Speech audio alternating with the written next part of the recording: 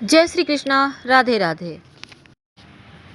आश्विन माह की अमावस्या, जिसे हम सर्वपितृ अमावस्या कहते हैं। वैसे अगर हम पंचांग की माने तो भाद्रपद पूर्णिमा से लेकर आश्विन माह की अमावस्या तिथि तक पितरों के लिए समर्पित होता है। पितृपक्ष के समय जो पितृदेव हैं वो धरती पर रहते हैं, आते हैं अपनों से मिलने, और इस बीच उन्हें अगर उनकी आप श्राद्ध करें, पिंडदान करें, उनके निमित्त तर्पण करें तो मान्यता है कि पितृपक्ष में पितरदेव जो स्वर्गलोक से धरती पर अपने परिजनों से मिलने आते हैं वो उन चीज़ों से प्रसन्न होकर आशीर्वाद देते हैं। और पितृपक्ष के आखिरी दिन को सर्वपितृ अमावस्या, पितृ विसर्जनी अमावस्या और महालया भी कहते हैं।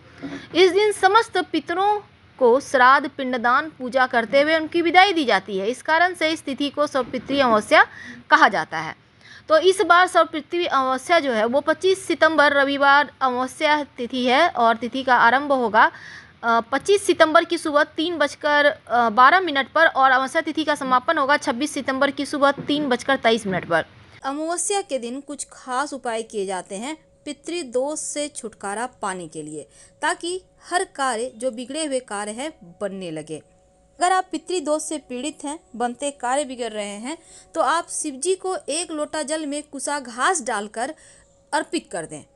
कुसा घास जब लोटे में आपका लगा रह जाए, नहीं निकले, तो हाथ से निकालकर शिवलिंग पर रख दें। इससे पितृदोष समाप्त हो जाते हैं, पितृ शांत हो जाते हैं। इस दिन पीपल के पेड़ पर घी का दिया लगाने का विधान है। दिन में, याद रखिए, दिन में माँ लक्ष्मी के निमित्त और शिव जी की पूजा जरूर करना है। संभव हो तो पीपल का पेड़ अपने हाथों से किसी सार्वजनिक स्थान पर लगा दें, तो इससे भी पितृ शांत रहते हैं। पवित्र नदी सरोवर में स्नान करें, सूर्य देव को अर्घ्य दें। इसके बाद पितरों को 1 लोटा जल में काला तिल डालकर तर्पण करें। पितरों की आत्मा की शांति के लिए आप किसी गरीब व्यक्ति को भोजन करवा सकते हैं और पीपल के नीचे एक सरसों के तेल का दिया जरूर लगाइएगा। पितरों का स्मरण करें। अगर पितृदोष हो तो इस दीपक में 1 चुटकी काला तिल डालकर जलाइए और पीपल की 7 परिक्रमा करें। इस दिन उड़द, दही, पूरी का नैवेद्य अर्पण कर, पूजन कर, खासकर रुद्र, अग्नि और ब्राह्मणों का पूजन कर उन्हीं पदार्थों का सेवन करें। गाय के कच्चे दूध, दही, शहद से शिवजी का अभिषेक करें, काला तिल अर्पित करें तो जीवन के कष्ट मिटते हैं। अब चूंकि अमावस्या तिथि शनिदेव की तिथि है, इसलिए उनकी पूजा जरूर करनी है और इस दिन शनिदेव के मंदिर में जाकर ब्लू कलर यानी नीले रंग के पुष्प अर्पित करें। काले तिल, काली उड़द और कड़वा तेल यानी जिसको हम सरसों तेल कहते हैं, काजल और काला कपड़ा भी अर्पित करें तो जीवन के कष्ट मिटते हैं, जो समस्याएं हैं वो समाप्त होती है। इस अमावस्या पर विशेष प्रयोग किए जाते हैं।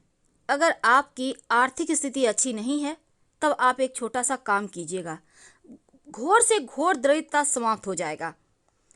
रात में एक पानी वाला नारियल लें, शिव जी की प्रतिमा के सामने उस नारियल को धन प्राप्ति की कामना कहते हुए जमीन पर तोड़ दें।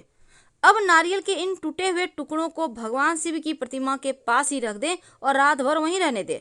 सुबह उठकर उस नारियल के टुकड़ों को वहां से उठा लें और घर के सब सदस्यों में बांट दें। अगर जीवन में आपको किसी भी तरह की परेशानी है तो इस दिन छोटा सा काम करें, एक लाल रंग का धागा ले लें और गले में पहने और अगले महीने में जब अमावस्या तिथि हो तब उस धागा को खोलकर गले से बाहर निकालकर घर से बाहर कहीं गड्ढा खोदकर मिट्टी में दबा दें। मुश्किलें समाप्त हो जाएगी। लेकिन अगर धन की बहुत मुश्किल है तब 8 बादाम ले लें, 8 काजल की डिब्बी ले लें। अब रात के समय उन्हें काले कपड़े में बांधकर आप धन के स्थान या फिर अलमारी, तिजोरी में बांध कर रख दें और अगले दिन उस जो आपने बांध के रखा है काले कपड़े में काजल की डिब्बी, बादाम बहते हुए जल में प्रवाहित कर दें। बहता जल ना हो तो पीपल के नीचे रख दें। धन की मुश्किलें समाप्त हो जाएगी। लेकिन अगर कर्जों से परेशान है तो हाथ में थोड़ा सा राई का दाना ले लें और आधी रात में अपने घर के छत पर या आंगन में अपने बाएं हाथ में लेकर एंटी क्लॉकवाइज घुमाकर 3 बार घुमा लें और थोड़े थोड़े राई 10 दिशाओं में यानी कि फेंकते जाए।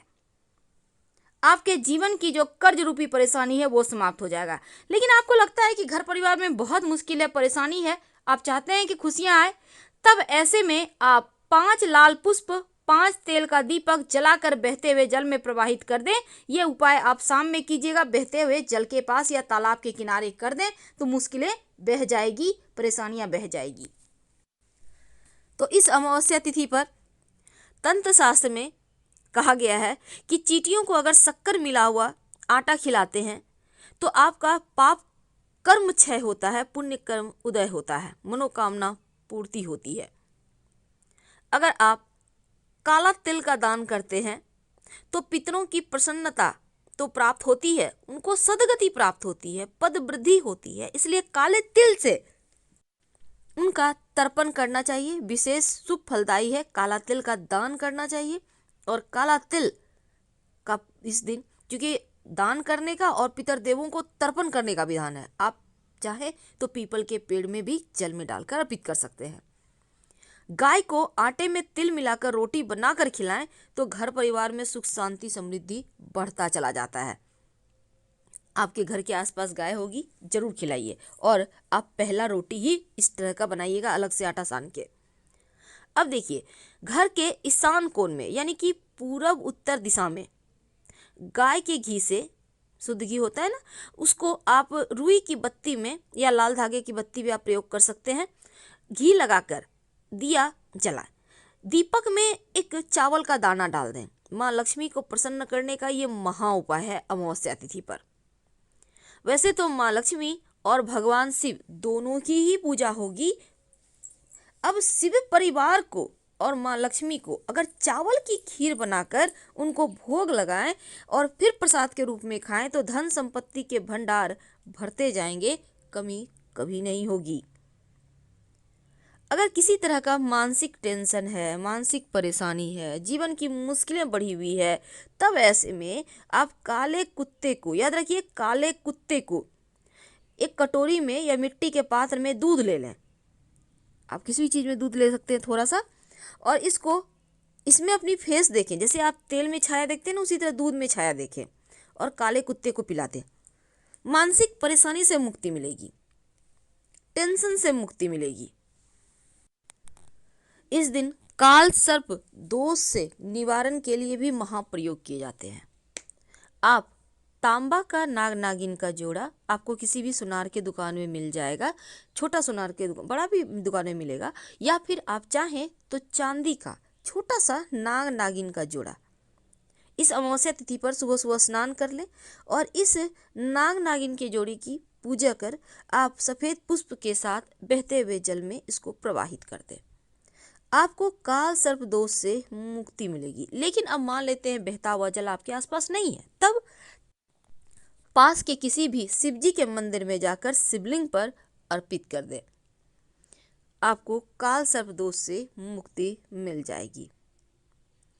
अब देखिए, इस दिन शिव जी की विशेष पूजा होगी। अगर पितृ दोष परेशान करे तब एक काम कीजिएगा, सुबह सुबह स्नान करके 1 लोटा जल ले लें, जल में कुसा घास डाल लें, याद रखिए कुसा घास।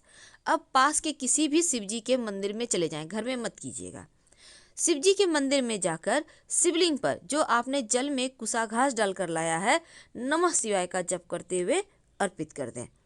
अगर कुसा घास लोटे के अंदर रह जाता है तो उसको हाथ से निकालकर शिवलिंग के ऊपर चढ़ा दें। भगवान से प्रार्थना करें, पितृ दोष से मुक्ति मिल जाएगी। ये तो वैसे तो इस अमावस्या को आप प्रयोग करें या लगातार 5 अमावस्या भी आप कर सकते हैं। तो पितृ दोष से मुक्ति पाने के लिए महाप्रयोग है। कहा जाता है अगर आप बीमारियों से लंबे समय से परेशान हैं तो सूखे कुएं में आप थोड़ा सा दूध डाल दें, आपकी बीमारी समाप्त हो जाती है। अब देखिए, आप आटे की गोली बनाकर भगवान का नाम लेकर किसी भी तालाब नदी में जाकर ये गोलियां मछलियों को खिला दें तो जीवन की परेशानियां समाप्त हो जाती है।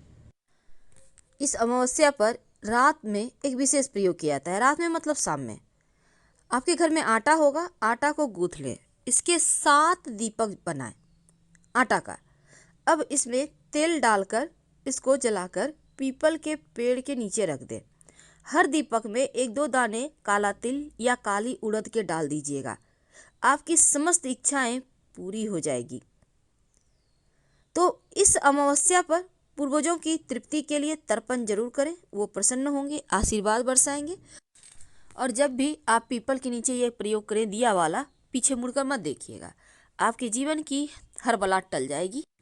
अगर माँ लक्ष्मी को मनाना चाहते हैं, लक्ष्मी स्थिर करना चाहते हैं, तो एक छोटा सा काम कीजिएगा। चावल को केसर से कलर कर लें या फिर आप हल्दी से कलर कर लें। अब आपके घर में शंख है अगर दक्षिण मुखी तो उसमें डालें। एक घी का दिया जलाएं और माँ लक्ष्मी के सामने बैठकर ओम श्रीं इस मंत्र का खूब जप करें। शाम के समय अगर आप पीपल के नीचे दिया ना जला पाएं, मान लेते हैं आपके घर से दूर है, आसपास नहीं है, तब ऐसे में अपने घर के मुख्य दरवाजे के बाहर एक सरसों के तेल का दिया जरूर जला दीजिएगा। इस दीपक में रुई की बाती होगी, एक काली मिर्च का दाना होगा। पितृदेव शांत रहेंगे, वो प्रसन्न होंगे और जीवन में सुख समृद्धि बढ़ता जाएगा। फिर तो चलिए जानते हैं कि वो दीपक कहाँ जलाएं पितृदेवों के निमित्त। देखिए, एक दीपक सरसों के तेल का, उसमें एक चुटकी काला तिल या काली उड़द डाल दें और इसके साथ ही आपको चाहिए होगा एक बर्तन में, पात्र में पानी और एक पात्र में सफ़ेद मिठाई या मीठी वस्तु। अब इसको लेकर अपने घर की छत पर चले जाएं। अगर छत नहीं है, आपका खुद का फ्लैट में रहते हैं, तो घर से बाहर निकले बाउंड्री वॉल में कहीं भी बाहर निकल के साइड में रख दें। कैसे रखेंगे? दीपक का लौ दक्षिण दिशा की ओर होगा। पास में पानी रखें और जो आपने मिठाई रखा है उसको रखें। अगले दिन सुबह अगर किसी पंछी ने खा लिया है तो अच्छी बात, नहीं खाया है अगर आप छत पे रखते हैं तो पानी को पौधे में डाल दें। जो मिठाई है अपने अर्पित की है उसको किसी जानवर को खिला दें और जो दीपक है कहीं मिट्टी में दबा दें। अगर आपने घर से बाहर निकाल के किया है तो कोई जानवर तो खा ही लेगा, लेकिन अगर पड़ा हुआ है तो यही प्रक्रिया वहाँ भी दोहराइए। आपके पितृदेवों के निमित्त ये चीज़ें हैं तो उनको संतुष्टि मिलेगी, आप उन्हें याद कर रहे हैं। और पितृपक्ष में कोई भी भिखारी आपको मिल जाए, कुछ मांगे, उन्हें कम से कम खाने की वस्तु जरूर दें। तो हम आपसे विदा लेते हैं। जानकारी अच्छी लगे तब लाइक कर सब्सक्राइब करें, अपनों से शेयर करें और कमेंट में हर हर महादेव जरूर लिखें।